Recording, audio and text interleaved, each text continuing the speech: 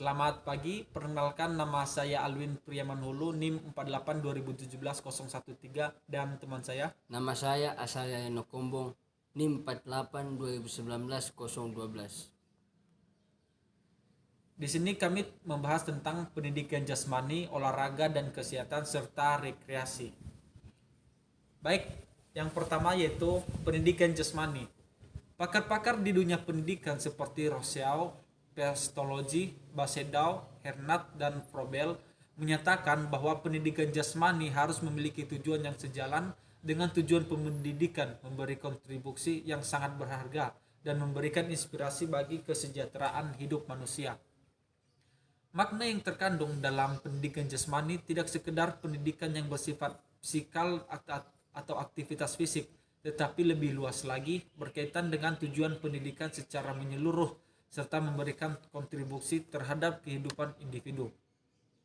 Para guru pendidikan jasmani dituntut untuk mampu memanfaatkan aktivitas fisik, olahraga untuk mencapai tujuan pendidikan secara keseluruhan melalui penciptaan lingkungan pengajaran pendidikan jasmani yang kondusif melalui penerapan berbagai pendekatan teori belajar. Melalui pendekatan jasmani diharapkan dalam waktu jangka pendek para siswa memiliki kebugaran jasmani, kesenangan melakukan aktivitas fisik dan olahraga, memiliki prestasi olahraga yang sesuai dengan tahapannya, dan memperoleh nilai-nilai pendidikan yang diperlukan bagi anak itu untuk bekal kehidupan sekarang maupun di masa yang akan datang.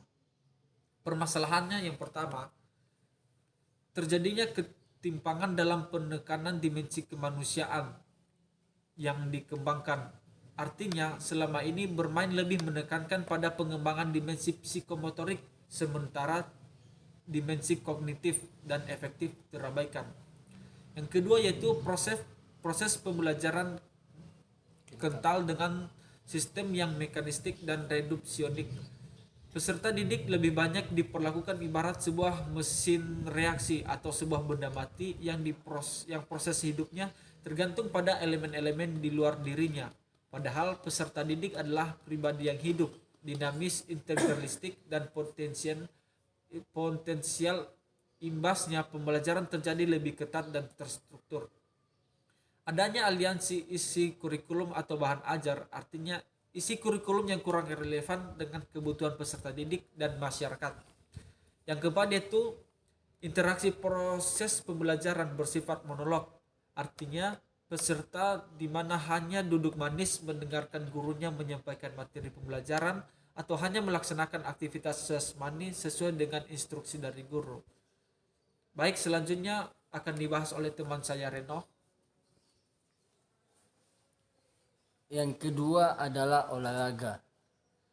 Pendidikan jasmani tidak dapat dipisahkan dari olahraga karena merupakan bagian dan saling mempengaruhi sama lain. Olahraga berasal dari dua subkata, yaitu olah dan raga, yang berarti memasak atau memanipulasi raga dengan tujuan membuat raga matang.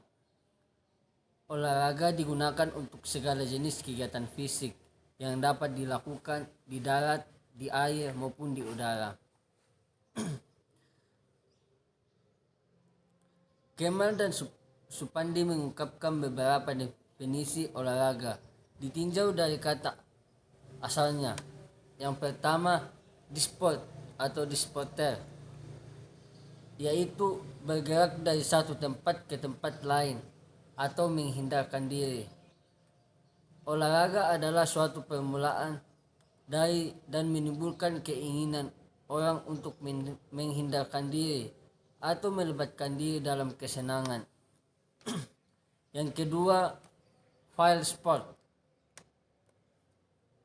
File sport ini mula-mula dikenal di Inggris pada abad ke-18. Kegiatan ini dilakukan oleh bangsawan atau aristokrat. Terdiri dari dua kegiatan pokok, yaitu menembak dan berburu pada waktu senggang. Yang ketiga, despoter. Despoter ini berarti membuang lelah dalam bahasa Prancis. Terus yang keempat yaitu sport. sport ini sebagai pemuasan hobi. Terus yang kelima adalah olahraga. Olahraga ini yaitu latihan gerak badan untuk menguatkan badan, seperti berenang, main bola, dan berbagai cabang olahraga lainnya. Jadi dapat disimpulkan bahwa olahraga adalah usaha mengolah, melatih raga atau tubuh manusia untuk menjadi sehat dan kuat. Terus yang kedua, klasifikasi olahraga.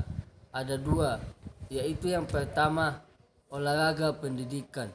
Di sini ketika seseorang atau sekelompok orang melakukan olahraga dengan tujuan untuk pendidikan, maka semua aktivitas gerak diarahkan untuk memenuhi tuntutan tujuan pendidikan. Olahraga yang bertujuan untuk pendidikan ini identik dengan aktivitas pendidikan jasmani, yaitu cabang-cabang olahraga sebagai media pendidikan. Yang kedua, olahraga prestasi. Olahraga prestasi adalah kegiatan olahraga yang dilakukan dan dikelola secara profesional dengan tujuan untuk memperoleh prestasi yang optimal pada cabang-cabang olahraga merupakan prestasi. Bagian C, kesehatan. Di sini suatu kegiatan olahraga yang bertujuan untuk mengobati atau penyembuhan. Kesehatan ini biasanya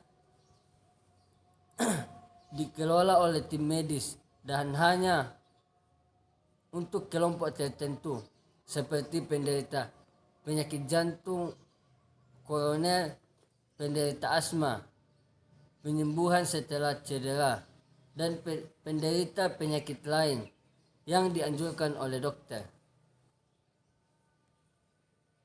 Yang keempat atau terakhir yaitu rekreasi. Suatu kegiatan olahraga yang dilakukan pada waktu senggang sehingga pelaku memperoleh kepuasan secara emosional seperti kesenangan, kegembiraan, kebahagiaan, serta memperoleh kepuasan secara fisik, secara fisiologis, seperti terpeliharanya kesehatan kebugaran tubuh sehingga tercapai kesehatan secara menyeluruh.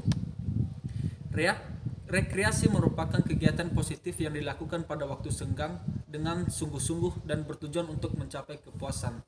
Aktivitas rekreasi dibagi menjadi dua gelombang besar, yaitu rekreasi aktif secara fisik dan rekreasi pasif secara fisik.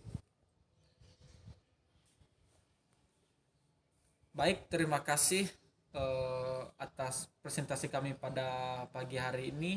Jika ada pertanyaan, tanggapan atau kritikan, silakan ditanyakan. Terima kasih.